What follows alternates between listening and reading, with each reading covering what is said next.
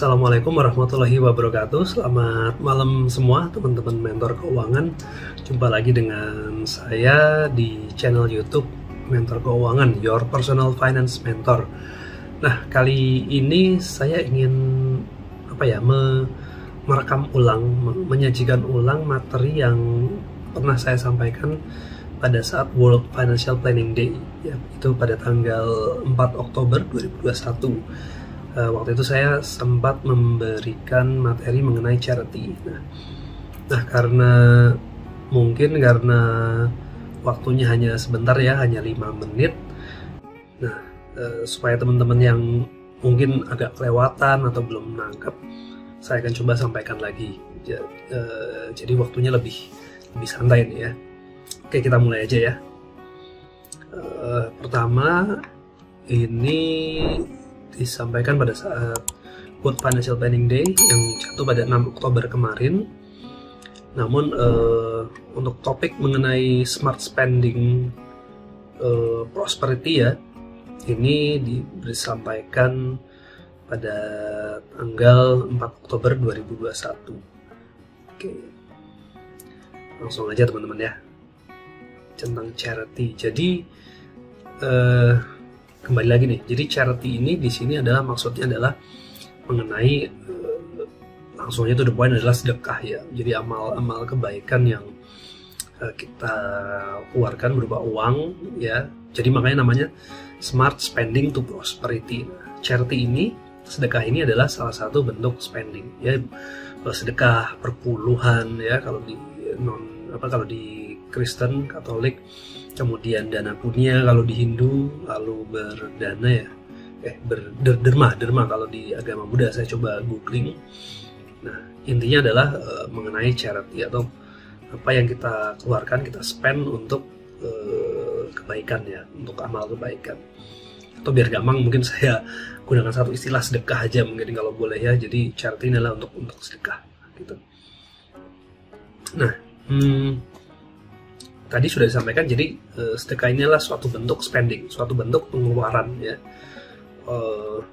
Kalau di cash flow tentu, kalau teman-teman melakukan budgeting ya, apakah untuk harian, apakah untuk bulanan, atau untuk tahunan, maka ini juga harus dilakukan penganggarannya. Jadi misalnya teman-teman ada yang mengeluarkan 2,5% misalnya dari penghasilan, atau 10% ya, seperti itu. Itu adalah suatu bentuk spending. Jadi kalau tax itu kewajiban kita ke negara, nah ini kewajiban kita kepada yang Maha Kuasa. Ini bahkan lebih berat sih mungkin kalau menurut saya, kadarnya, bobotnya ya. Jadi bahkan kalau kita habis mendapatkan sebuah penghasilan gitu, pendapatan ya, pasti katakannya jangan lupa sedekahnya gitu. Kewajiban kita ke Sang Pencipta dulu, walaupun itu diwujudkan diwujudkan dalam bentuk pemberian kita kepada manusia ya di dunia ini ya, tapi itu adalah suatu bentuk ketaatan kita kepada Sang Yang Maha Kuasa. Jadi kembali, inilah charity, sedekah ini adalah suatu bentuk spending ya, suatu bentuk pengeluaran. Nah, tapi karena ini hubungannya sama Sang Pencipta tadi, jadi ini adalah kalau saya sebut suatu spending yang blessed, suatu spending yang diberkati ya. Jadi ini spending yang ya spesial banget lah, wow banget gitu. Kita nggak akan mungkin nggak akan merasa rugi lah kalau kita banyak mengeluarkan spending charity ini. Ya, tapi tetap saja tentu harus dilakukan sesuai dengan kemampuan kita. Jangan lupa itu ya. Nah, apa saja manfaat dari spending untuk charity ini, untuk sedekah ya? Banyak ya. Kita bisa makin panjang umur ya, harta makin berkah, rezeki pun bisa bertambah, mencegah bencana. Jadi bala bencana itu tidak bisa mendahului sedekah, seperti itu ya. Bisa membuat bahagia, memudahkan urusan orang lain. Ini jadi kayak seperti satu paket ya. Kita bahagia kalau kita bisa memudahkan urusan orang lain, kita bisa membantu orang lain ya. Ini juga bisa membuat kita makin bersyukur. Jadi kalau kita kita bisa memberikan sesuatu kepada lembaga atau orang gitu, kita jadi bersyukur, wah kita ternyata kondisi kita tuh lebih baik loh dari mereka, sehingga kita akan merasa bersyukur. Kalau kita bersyukur, insya Allah nikmatnya juga akan semakin ditambah, rezekinya tambah lagi, harta makin berkah.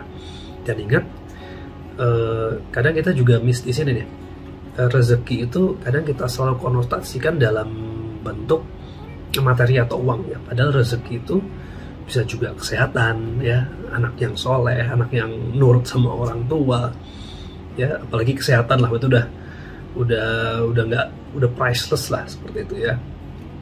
Kadang kita misalnya nih ya, habis sedekah gitu, terus berharap sedekah itu kan harusnya ikhlas ya, tapi mungkin kita ya bolehlah minta sama Allah gitu kan, wah ya Allah pengen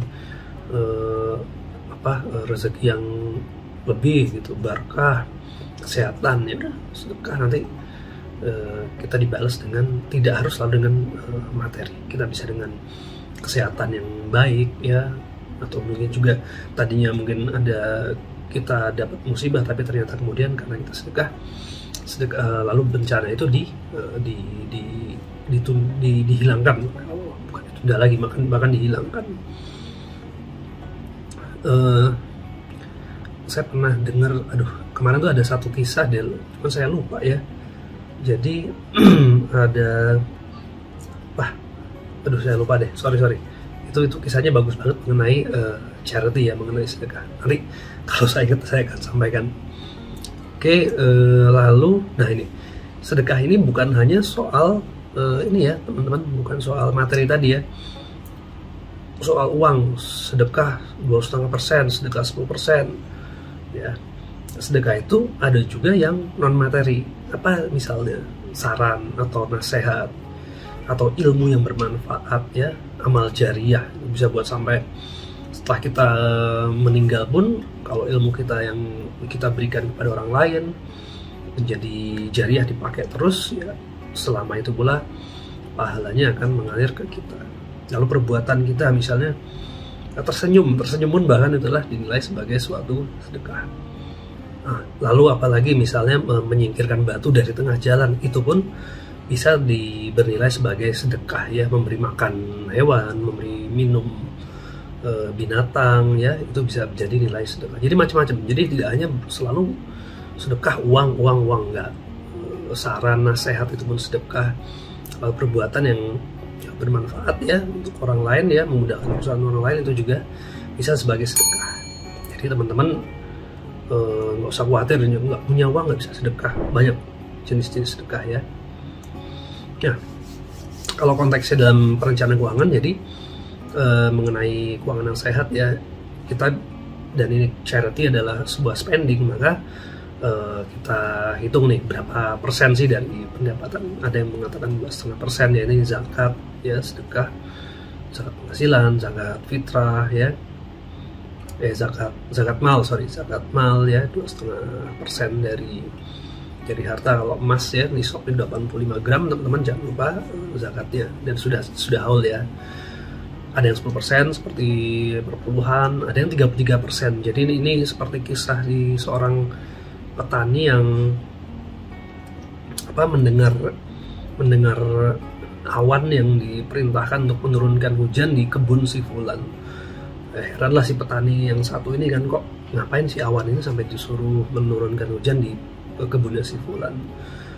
Diikutin terus awannya, ternyata sampailah ke satu kebun dan ditanya, wahai fulan, apakah engkau yang bernama fulan ini? Nah, iya benar, wah aku mendengar awan diperintahkan menuju ke kebunmu untuk menurunkan hujan. Memang amal apa yang kamu perbuat? Jadi dia ternyata sepertiganya dia gunakan untuk keperluan keluarganya, sepertiganya untuk modal kembali kebunnya, dan sepertiganya untuk orang-orang yang kurang mampu untuk sedekah. Jadi makanya ada 33%, sepertiga ini. Nah, berapapun yang Anda akan keluarkan, mau 2,5%, 10%, 33%, 50%, 100%, silakan. Yang penting jangan sampai nggak sedekah ya. Sedekah dalam ini materi ya. Kalau perbuatan, saran, itu kan bisa kapanpun Anda lakukan lah. Nah, jadi berapapun jangan sampai nggak sedekah, karena satu butir biji perbuatan kebaikan akan berbuah menjadi 7 tangkai kebaikan, dan di setiap tangkai akan ada 100 butir biji kebaikan. Jadi di satu langsung dibalas menjadi 700. Jadi luar biasa banget apabila kita berbuat baik. Nah, sedekah ini salah satu perbuatan baik. Tidak hanya sedekah, macam-macam ya perbuatan baik. Nah, untuk teman-teman yang kondisi keuangannya kurang sehat gimana?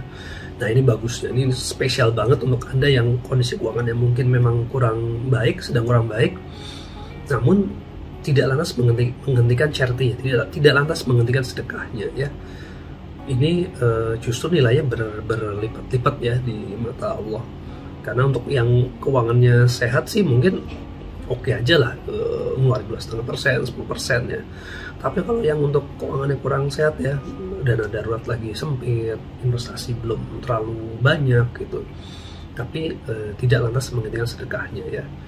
Ini memang luar biasa, sehingga ganjarannya malah lebih berlipat-lipat dari yang keuangannya masih sehat. Karena misalnya gini, misalnya saya punya uang 100 juta gitu ya, 100 juta saya keluarin misalnya 10%, berarti keluarin 10 juta ya, ambil 10%. Nah, sedangkan satu orang lagi yang kondisi keuangan yang kurang sehat misalnya hanya punya 2 juta, tapi dia sedekahnya 1 juta. Lebih bernilai yang mana nih? Saya yang 10 juta atau dia yang hanya 1 juta?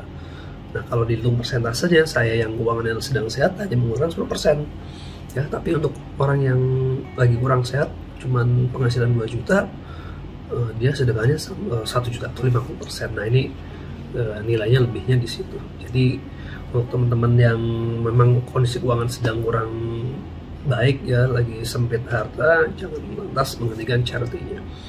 Percaya bahwa itu semua pasti akan diganti oleh Allah ya. Bukan pasti berupa materi ya, rezeki yang lain juga pasti banyak ya, panjang umur, harta yang berkah, anak yang soleh-soleha, mudah-mudahan ya semua ya. Nah, jadi kembali nih, mau berapapun yang Anda lakukan untuk charity ya, sedikit tambah banyak, tambah banyak lagi.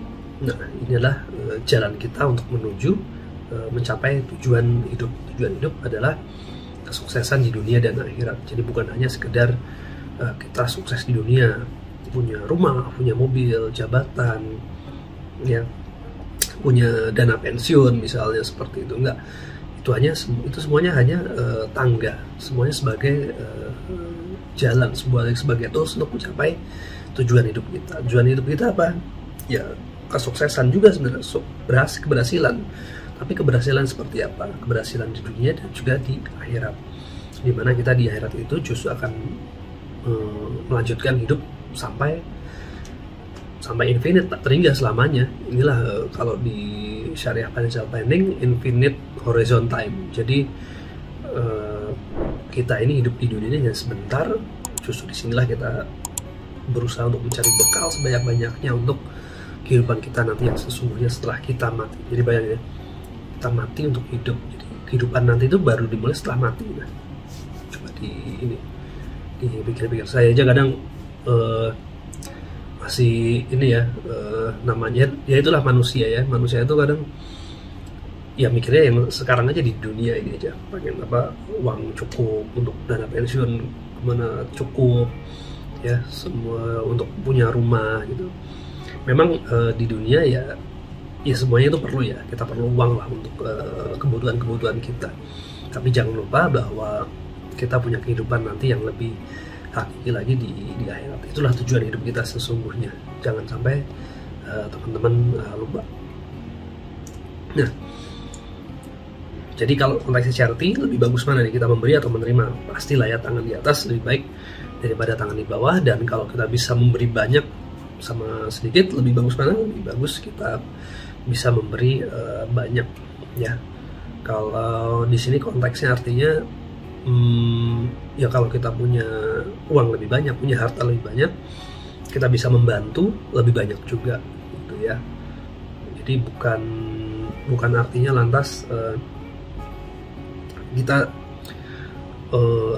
nggak berusaha memiliki, kita nggak disuruh apa ya, kaya raya banget, itu enggak, tidak harus menjadi kaya raya gitu ya.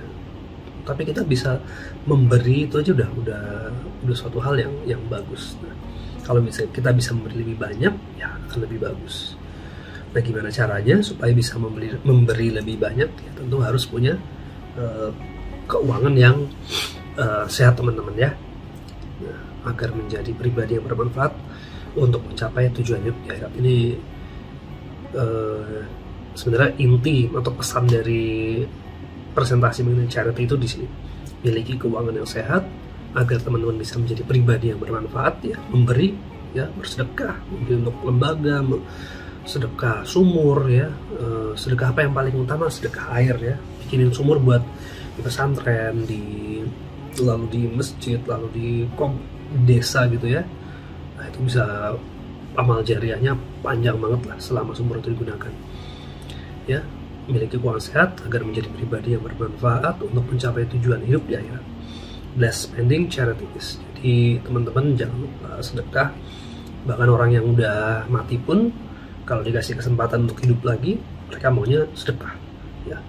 Sementara kita yang masih hidup, manfaatkanlah waktu kita, hidup kita untuk melakukan sedekah.